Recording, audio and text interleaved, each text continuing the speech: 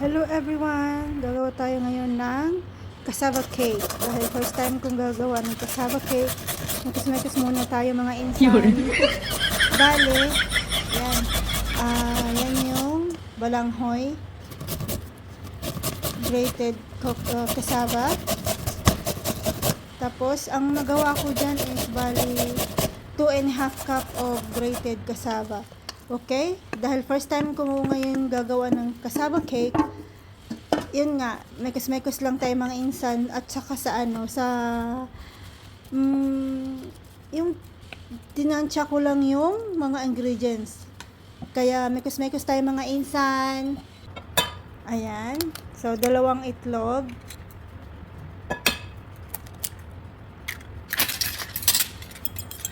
Then, ayan, shake it. Shake it to the left, shake it to the right. Konting vanilla powder. 2 tablespoon ng sugar, pinch of salt, evaporated milk, tapos kalahating can ng condensed milk. Depende sa'yo kung gusto mo ng mas matamis, edi dagdagan mo. Basta okay na yung kalahati. And then 3 tablespoon of butter. Shake it, or mix. Tapos ilagay na natin yung cassava, grated cassava.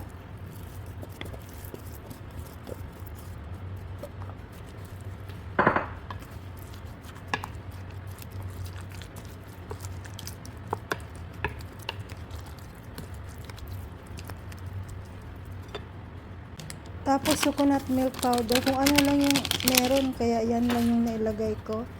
And then mix. And